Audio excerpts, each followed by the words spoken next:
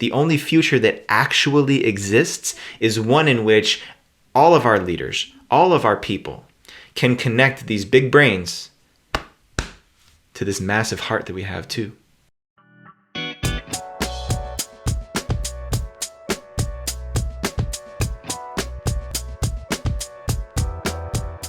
They say that the longest journey that any man travels is from his head to his heart.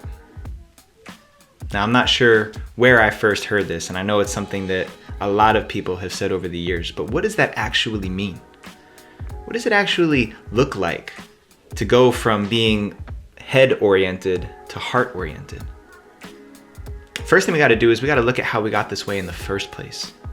Somewhere back in our history, men in our legacy, men in our patriarchal bloodlines learned that expressing and sharing emotion was dangerous, it was weak, it was inappropriate, it made you more of a feminine man, a feminized man, it made you a bitch, it made you a pussy, it made you any of these other things.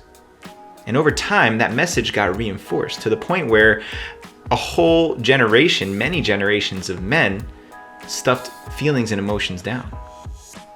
Now, it doesn't matter what kind of man you are, there's no way to escape emotion.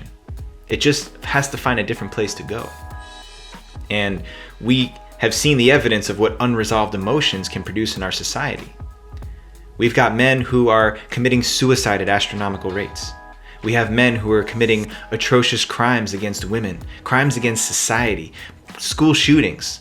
All of them happening because we haven't learned how to express emotions. This is essential. This is essential for our evolution as a society, as humanity, is to learn how to move from living in our heads to experiencing what our heart wants to, instead of shutting off the connection between the two. So in my opinion, being head or mind oriented means that I'm constantly trying to figure things out. I'm constantly trying to use my logic to rationalize a situation, to find my way from problem to solution. And as we know, the heart doesn't operate the same way that the head does. Your heart will make you feel things. It will cause your brain to release chemicals unconsciously because you feel something, because something you witnessed, something you heard, something you sensed, smelled, tasted, touched, made you feel a certain way. But if you're blocking off those feelings by using your mental ability to redirect your focus and attention, then those emotions are never being allowed to be expressed. That heart is being denied. And it comes at a great cost, not just to us personally, not just to the way we feel inside as men when we can't express our emotions and how we genuinely, authentically feel, but to the people around us. Think about your family. Think about the people that you love who don't actually know who you are because you haven't opened your heart and shown them. Think about the people that you serve in the world. Think about the people that you encounter on a day-to-day basis for small, brief increments of time who don't actually know what moves you, what makes you feel, how you feel about your life, about the world, about the state of the economy, whatever it is. The result is that we are walking around, crossing paths with each other, whether we're closely connected or not, putting off an inauthentic expression of how we feel. And because every human has excellent bullshit radar, you know when somebody's bringing their full self. You know it. I know it. You know it. The guy working at the bodega around the corner knows it. They don't have to know you intimately to know when you're being genuine or not. And so when you sense that somebody's not being genuine, when you can feel that, something's going on for this guy that he's not actually expressing, it makes me lean back. It breaks trust because I can sense with my body that there's more going on here than you're letting on to.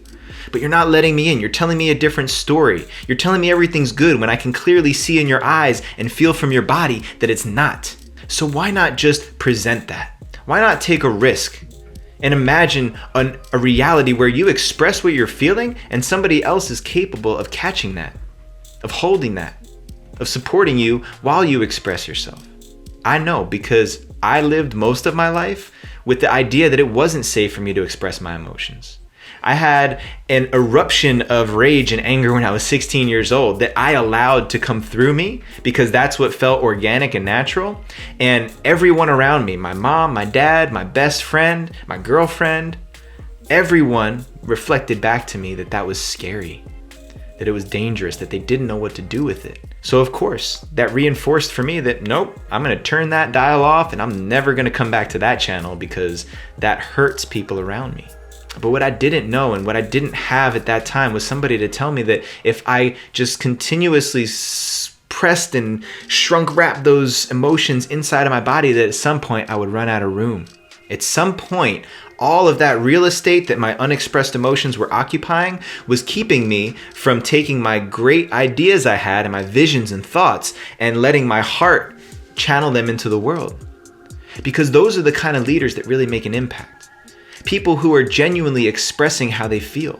The leaders who aren't afraid to show emotion, whether it's joy and exhilaration or fear and disgust. Whatever that emotion is, when you feel it genuinely from somebody, you trust them.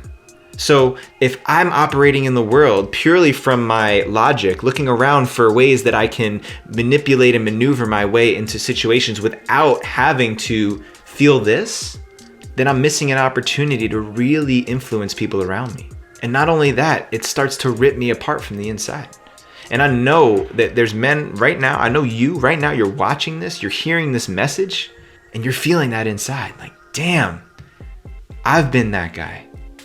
I've been that guy who's been living up in my head, overanalyzing, trying to manipulate and maneuver my way around uncomfortable situations instead of just admitting to myself and others that it's uncomfortable, that it hurts, that I doubt myself, that I'm afraid, that I'm happy, that I'm giddy, that I'm silly. Whatever the emotion is, doesn't always have to be bad, but compressing that down and trying to package it and compartmentalize it, it's only going to lead you to running out of room. This body is not a bottomless pit to stuff our emotions down into. We run out of space. Those things need to be expressed. They need to be felt. They need to be worked through so that we can really move from here down to here. And I don't know about you, but my belief is that the only future we can count on, that we can anticipate, that we can build towards together, the only future that actually exists is one in which all of our leaders, all of our people can connect these big brains to this massive heart that we have too. So what's the work that you have to do, bro? What's the work that you need to do to get out of this mental, elaborate, logical web of stories you're telling yourself to feel what's going on inside? Maybe you need to find a space where it's safe to do that. Maybe you need to witness another man expressing himself honestly, authentically, something you can relate to feel the courage to go there. Maybe you just need to take that leap and prove to yourself that you're not gonna die. You're not gonna be kicked out of the tribe. You're not gonna be unlovable for the rest of your life if you share what's genuine and what you're feeling in your heart. But either way, whether you started that journey or not, you gotta keep walking from here all the way down to here. So do your work. Find spaces where you can lean in, where you can express yourself, express and feel your emotions with confidence and take ownership of them. There's no need to hide them.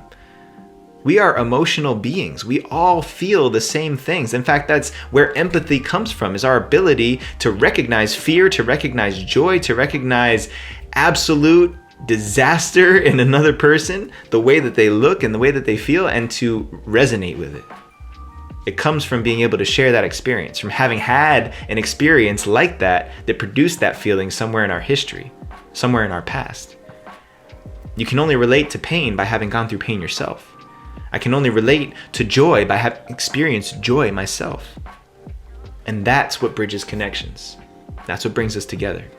So I challenge you to keep finding ways that you can allow yourself to feel more, to express what you're feeling more, in a space in which you feel safe.